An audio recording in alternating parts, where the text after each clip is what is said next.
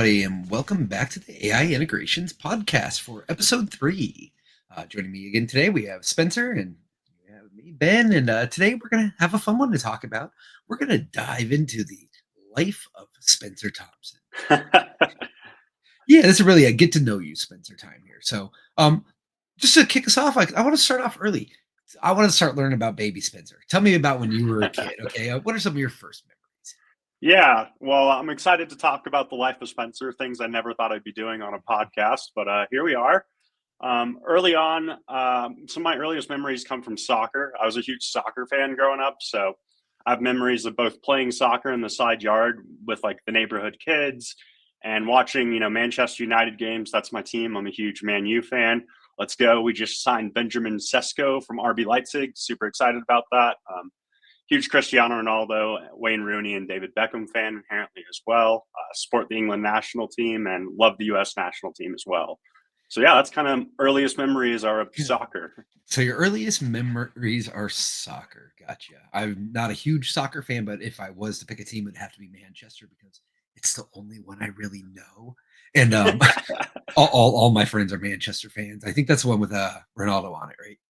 Ronaldo used to be on it. So actually, he's been on it twice. One of the most liked, I believe, posts in Instagram history was when Ronaldo came back to Manchester for the second time.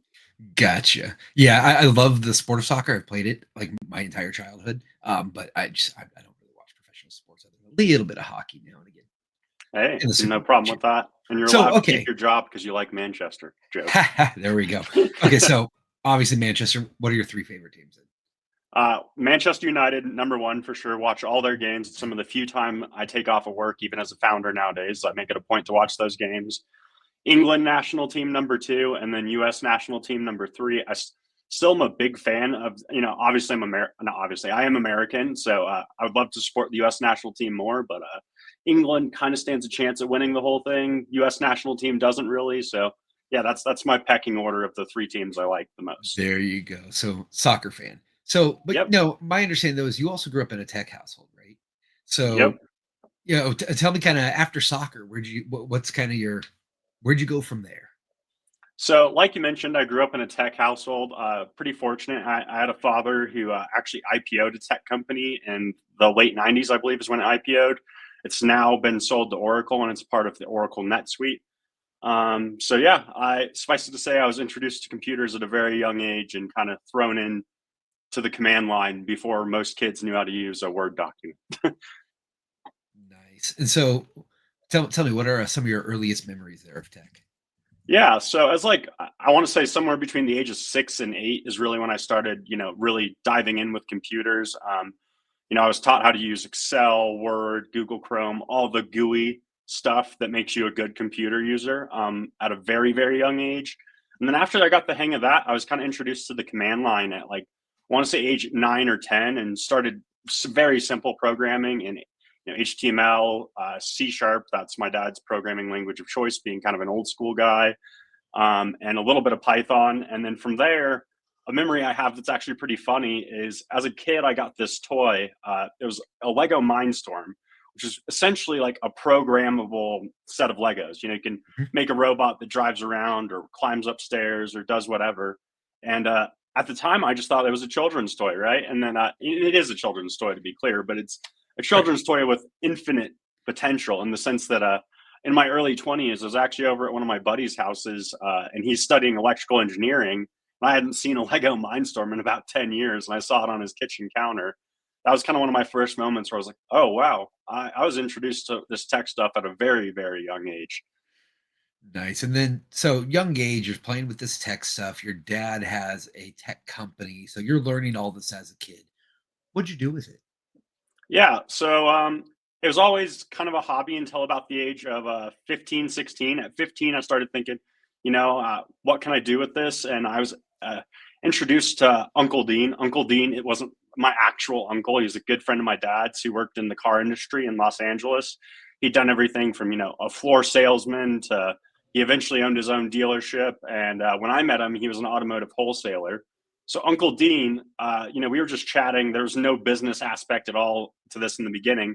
We're just chatting, and he's telling me, well, yeah, I know a red Corvette's worth 10% more than a black one, for example. And I'm like, really? You just know that? Kind of like based on your gut feeling. And I actually had the idea at age 16 to kind of make an AI Uncle Dean that would know, why certain cars are worth more, kind of analyze the trends, etc. So I Wait, ended wait. up, yeah, go. Let me get this straight. 16 years old, and your Uncle Dean is selling cars and just has this innate knowledge of what's good and bad. He's been in the industry. And you at 16 go, hey, wait a minute. I think I can use an AI to make an Uncle Dean. Essentially, Tell yeah. me more. Yeah, so it was before, obviously, long before ChatGPT and the term AI was really mainstream. And it wasn't a large language model; it was a mathematical prediction algorithm that kind of looked for cars that were two sigmas off a norm. So we've all seen that meme of like the idiot, the average person, and the Jedi. That standard distribution curve. So I was looking for cars that were in the Jedi end of that curve, really outside of that normal, and trying to do so programmatically as opposed to with Dean's gut feeling. And eventually, I ended up identifying more of those cars than Dean's gut feeling could. Turns out, even in 2014, when I did this, computers are more capable of processing data than a human. It's just the way it works. So, yeah. Gotcha. And then how did you go about monetizing that? Yeah, so I would find those cars that were out of the norm, and I would hunt them down and sell them. So one example of that still I'll never see this car the same way again after having it highlighted, in the program was a gold Toyota Highlander with like it had to have the moon roof, the nav package, very specific spec Toyota Highlander at the time, was selling at these wholesale auctions for roughly like 3 times the Kelly Blue Book value. Like I'm talking, you could buy this car on Craigslist for 10 grand and it would go sell at the auction for 30. And so that obviously caught my attention. And yeah, so I found this out in the program. This was the first really big one I found out using the machine learning algorithm I built. So I was like, Uncle Dean, check this out. And he goes, well, yeah, the Malaysian government's buying those as their vehicle. And I kind of was like, what? And he's like, yeah, how we have black Cadillac Escalades here in the US and like the government just uses those? That car you found is what's being used as that in Malaysia right now. So all those sales at 30 grand when the car in theory is worth 10 was the Malaysian government's buyer swooping up as many as he could find. Interesting. So, that sounds really neat, the kind of stuff you're doing. Why aren't you still doing that? Yeah, so it was really fun. I loved the data science aspect of it. I really got to embrace my nerd for kind of like the first time on a business side of things. One thing I didn't love about it is I was professionally driving Los Angeles traffic as a 16-year-old. So when you bought this car, say this Toyota Highlander or whatever car I might have purchased, typically it wasn't very close to the auction location. If you've been to LA, LA can be 3 to 4 hours from one end to the other in bad traffic. So I would, take the money my business had, invest it in the car, and then have to drive it across Los Angeles as a 16-year-old to get it to the auctions. It was a very stressful experience. Part two of that was also, I was 16, so I had some friends and family loans and money that kind of helped me do this, but I wasn't able to get like a big style venture loan or any big business line of credit or anything. So I was kind of limited to 3 to 5 cars a week was about as much as my bank account could allow me to essentially invest in and then flip, right? In 2014, believe it or not, there's really only 3 people at the biggest car auction in LA that were showing up with tablets and computers. So I was one of those 3 people. The other 2 I realized were, they were buying hundreds of cars a week and they had that institutional money. So between hating driving my investments in Los Angeles traffic and, realizing I needed money I didn't have to do this, I decided to, move on. So where'd you go from there? Yeah, so I had to graduate high school. Still technically hadn't even finished high school. Just a And pesky little point there. yeah, little thing. Parents were pretty insistent upon it, and quite frankly, the school I went to after doing this was of all my time in education, what I look back on the most fondly. I was very fortunate after that. I went to one of the top 20 high schools in the country after doing this, It's called the Vanguard School in Colorado Springs, and this is dated in 2014. So I don't know if they still are ranked that high, but I believe they're like 14th in the country. Anyways, learned a lot at that school, like a ton about everything from Latin, art history to physics and calculus. And I actually ended up founding the debate club at that school, which was another really fun thing that we enjoyed doing. We got fourth in state our first year. I'm pretty proud of that. Yeah, that's what I did Nice. after Los Angeles. So then after you finish high school, you're done with LA at this point. What's next for Spencer?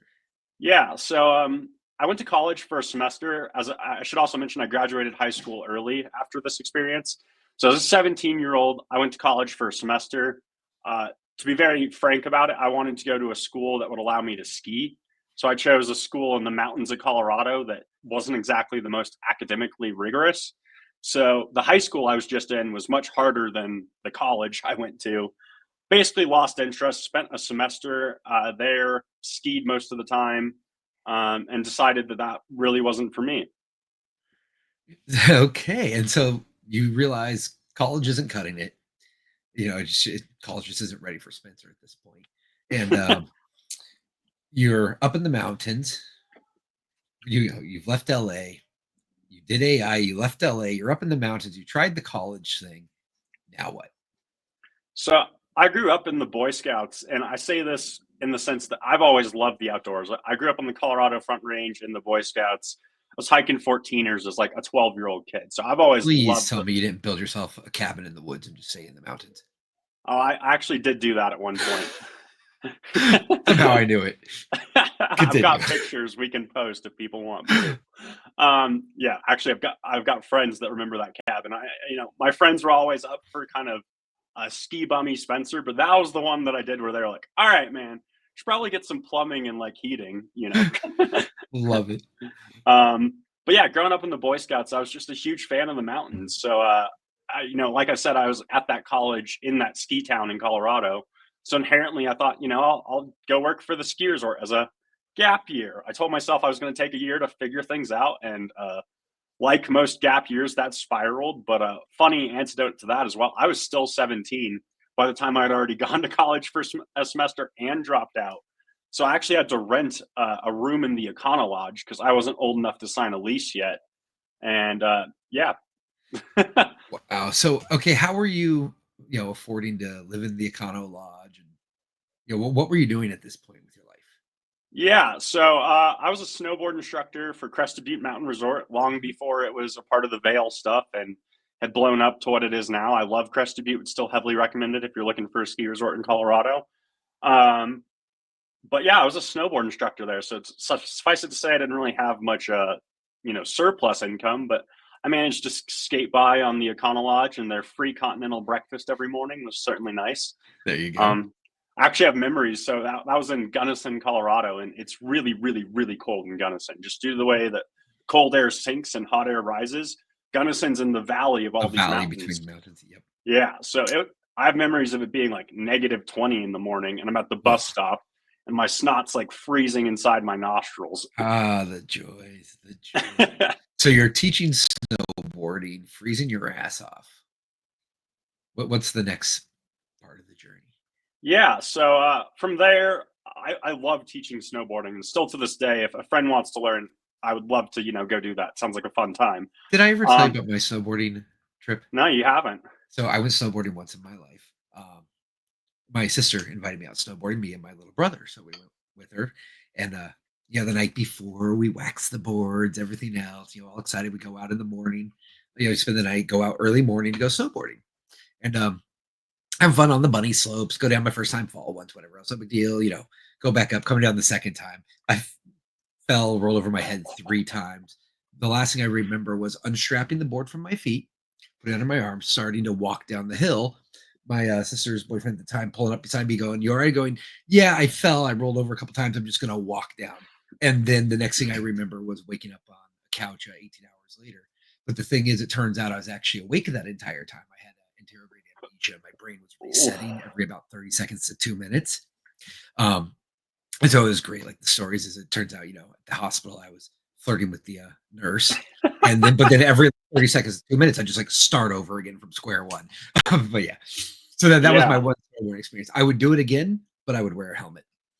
Helmets are advised. I've cracked a few helmets in half actually to the point where like I still was, concussed, didn't know what life was, went into ski patrol, and on two separate occasions they told me I would be dead if I wasn't wearing that helmet. So, That ended my martial arts career as well. It's to fight in the collegiate Shotokan. That oh, was the end of that. learning new things here on the Yeah, the doctor podcast. told me another Didn't know hard hit that. to the head and it could come back permanently. Yeah, that that, So that was that the end makes of fighting. sense. So, yeah. Anyways, I was into teaching snowboarding. Did that part time for a long time. Not exactly the most lucrative career in the world. So I got into mountain guiding as well. Mountain guiding's, outside of the ski resort, split boarding, backcountry skiing, backpacking, mountain biking, rock climbing. All the outdoor Colorado Everything you can do in a sports. mountain. Yeah. And so Awesome. that requires a level of skill that, quite frankly, teaching snowboarding in a resort doesn't. Something a lot of people wouldn't know is you need medical certification similar to that of an EMT. So if someone like breaks their leg 10 miles from the trailhead, you can help them out. Mhm. Things you didn't need as a snowboard instructor. And then there's a lot of safety in it as well, a lot of technical stuff. Actually, I found, funny side note here, most people my age, when they get into mountain guiding, the physical requirements of it are the easiest part, right? They can Right. they can do the rock climbing route, they can ski the thing, they're physically up to it. The part that's challenging for them is the technical aspects of like Mhm. the snow science, how to build a good safe anchor, all that stuff. I was the flip case, which a lot of my mentors got a good laugh out of. I loved the technical stuff. I could tell you all about how the surface tension of the snow molecules would affect the stability of the snowpack. I could tell you about the vectors and how they affect your I, trad anchors. And that's one of the things I've always respected about you because I can tell you the science behind nitrogen narcosis, the rupture of the deep, and scuba diving, etc., and how yeah, atmospheres of pressure work and all that. Because I'm the same way when it comes to scuba diving, the technical aspect and the rules and the how to not die. I go to like this, whereas most people go straight to the ooh, how do I swim with the fishies? yeah. I think you and I definitely get along on that note as well. And I think that ultimately kind of boils down to being a data driven person, right? You and I are both very data driven despite doing different things for work. And, the core of that, both that, hobby wise and our work fascinations is following the data. Numbers don't lie in a sense, right? But yeah, so anyways, long story short, I spent a lot of time as a mountain guide in Colorado, Montana, New Zealand, and Wyoming. Would heavily recommend New Zealand for us North American people looking to go on a vacation. They filmed The Lord of the Rings there. It's the most beautiful place I've ever seen. Go check it out. It's a long, expensive flight, but it's worth it. Yeah. So, at this point, we're definitely not, I don't think, at your typical founder's story.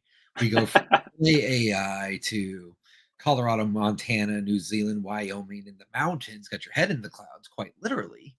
Um, and yeah, it's not your typical founder's story. Yeah, I would agree, Ben. Most definitely not. I think surprisingly though, working as a mountain guide helped me be a quality founder more than a lot of people would think on the surface. On the surface, you're like, no, like that they have nothing to do with each other. But I actually Elaborate. think they're core. Yeah, I'm happy to. So the mountains, like business, are ruthless teachers. They don't care about excuses or half this, that, and the other. You get the job done in the mountains, or you can quite literally die. You get the job done in business, or you can go bankrupt and go out of business. So that parallel is one thing off the bat. And then I think another huge part of being a great founder that's not taught in school and not inherent to being a technical person, which, with what I do, a lot of founders are technical people by nature, is dedication, leadership, communication, and risk management.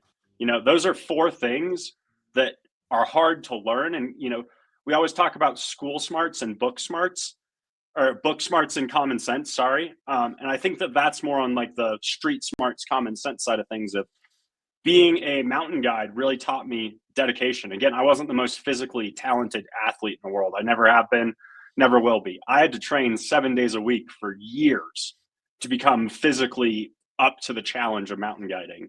Leadership, it's leading a company is a challenge, but if someone's hanging on for dear life by two fingertips and wondering if they're going to die, that leadership and that communication, I think, is distilled to its almost its most primitive form, right? And Mhm. then, inherently off of that too, risk management. There's a lot of scary risks in a startup. I don't want to downplay that at all, right? It's an intimidating thing. But again, if you draw the parallel of, life and death decisions on the side of a rock face, makes those scary startup decisions feel a little less scary and helps you. If you built a good risk management mindset and framework, rock climbing, that transferred pretty well into business, in my opinion. Gotcha. So, what made you get your head out of the clouds, though, in Colorado and come back down to the rest of the world and start another tech company? Yeah. So, like mountain guiding was more lucrative than snowboard instruction Mhm. for sure. Mountain guiding was still not racking in the money. Definitely living paycheck to paycheck. And in 2021, the housing market was at all-time low interest rates and everything. And I'd seen a smaller town in Colorado that hadn't really been exposed to the world the way that the Breckenridges had. uh, I saw potential in it. So, anyways, I bought a house in 2021 with what little savings I had and some help from my family.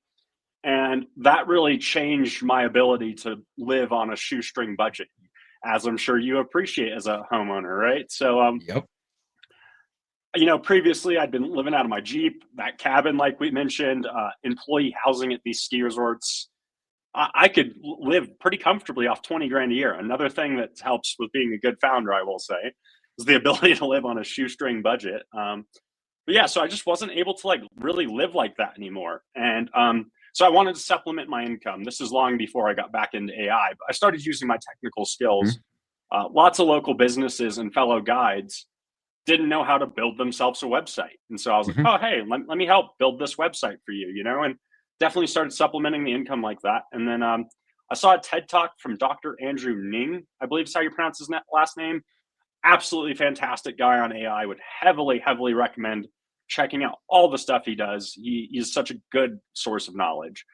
But I saw a TED talk from him, and I believe it was the spring of 22. I want to say maybe, March, April 22, and it was called "How AI Could Empower Any Business."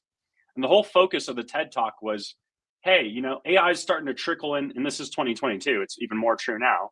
AI is starting to trickle into Microsoft and Apple and all these companies. Well, Apple, haha. All these companies are using AI, right? Like, what about your local pizza shop? And I think it's like a 15-minute video where Andrew just talks about how your local pizza shop could use AI. So yeah, from there, it was probably about 6 months. So that sparked my interest in AI, again, or reignited, I should say. So that I reignites your interest in AI. You see this TED talk from Andrew Ing. Sorry, I don't know how to. I'm terrible when it comes to names. You watch Andrew's TED talk and you go, okay, AI can be for everyone, right? Yeah. And so what? What'd you do with it? So I started playing with it just to become familiar, and this is pre-Chat GPT days. This is GPT-3 in the playground, which is good because I kind of got some of those learning curves of how the playground and the developer side of OpenAI works before ChatGPT came out. But then 6 months ish after that TED talk, ChatGPT was released, and that was one of my biggest oh wow moments in my entire life, honestly. And I think that not because of what it was in that moment, and it's very apropos to say this a day after ChatGPT 5 came out. But in 2022, I was just like, oh, you give them a year or two, this is going to be mind blowing. So they say the original ChatGPT was as smart as your average high schooler. GPT-4 was as smart as your average, undergrad. GPT-5 is as smart as your average PhD level student. So with that in mind, I saw that high school level intelligence and went, oh, if they scale this, this is going to be the most important technology of my life. And so that kind of combined with Andrew's TED talk, I went, I need to help small businesses leverage AI. And, I went all in, stopped climbing guiding and focused 80 hours a week on helping small businesses with AI. And that led to the creation of AI integrations with the mission to democratize AI, specifically for SMBs, right? What led to that democratize AI? I mean, obviously, this Andrew Ng story falls into it, but why that approach? Yeah. So, again, I grew up in an entrepreneurial household. I think I've seen every episode of Shark Tank ever. Actually, I like to joke and say I was watching Shark Tank before Shark Tank. So I was watching the original Dragon's Den in the UK, which is what Shark Tank was based off of. My dad's British, so he was obviously, he knew about that, and the entrepreneur in him. I think he showed me at like 4 or 5. I'm not even joking. So yeah, I've just always been about the small business, and then furthermore from that, being a mountain guide is essentially running your own small business. You've got to source your clients, deal with the insurance, so on and so on and so on. So I was just really motivated by two things. I thought this technology was going to be mind blowing. And almost 3 years later, I can tell you it has not let me down once on its trajectory and blowing my mind. And then B, I realized that, the 33 million small businesses in the US need help taking advantage of this. Otherwise, they risk getting left behind. Same way they did in the dot-com boom, same way they did in the mobile revolution. I'm trying to minimize that lag, essentially. Gotcha. So tell me about the early days of AI integrations when you first got going. Yeah. So pretty early on, like we were talking about earlier with data and stuff, I realized data is such a essential part of AI. I actually gave a talk in Miami where I met you, Ben, on the AI trifecta. It's on our YouTube if you want to check it out. But the three things are compute, data, and algorithms, right? So I wanted to learn about the data side of AI and specifically how to keep that data secure. If you're going to take small business data in, securing it is essential. So I spent my first bit of time working on AI integrations, actually taking a guys and making sure I understood cybersecurity. I'm not going to call myself a pro or an expert, but got a pretty good understanding of how to keep data secure. So that's how I started off. And then, from there, I started coding our flagship product, Ava. We've chatted about Ava some on these podcasts. I'm sure we'll chat about it a little more later today. But started coding away at Ava for probably 6 months. Awesome. And then what are the major milestones you feel you've achieved so far? Yeah. So a huge one is in February of this year, we were recognized by USA Today as on the top of their leading AI companies to watch list. That was a full circle thing. And then another huge achievement we've got is I own the trademark for AI integrations, which I didn't know when I started the journey, but it ended up taking 2 years and over $10,000 of legal and USPTO and all that. Absolutely incredible, though, that literally words AI integrations are your registered trademark. Yep. I mean, that's just awesome. Thanks. Just, like, wow. What's next? Yeah. So we have a lot coming up that I'm excited for. With development timelines, it's hard to give you specific dates, but I will say in about 3 months, our goal is to have a voice-enabled Ava. So that way everyone can have a version of Siri, only I joke and say smarter. Siri is definitely behind the curve. But a Siri-like interface on their website or in their mobile app that their customers are just able to talk to with their voice. That's coming up. Right now, I'm working on a fundraising for AI integrations. One thing I think a lot of founders kind of set out with this mentality of, running the fundraising ladder. I did not. I set out with the mentality that, and I've realized now that a big part of that is fundraising because, we got to get our name out to the world. Otherwise, no one's going to even know that we have this product to help them. So fundraising has been a huge focus right now. And then from there, we're looking at releasing a mobile app at some point in the next 2-ish months. And then once Ava's got a voice integration, a mobile app, a web app, we'll start integrating it into a phone system as well. And then eventually into your 2 a.m. pizza call. Yeah. I think we've talked about it every podcast, but yeah, that exact 2 a.m. pizza call. We are getting closer. Call them at 2 a.m. drunk off your ass in college and mumble out your pizza order and it gets delivered. Yep. Never have to wait in line for that 2 a.m. pizza call as the client again either.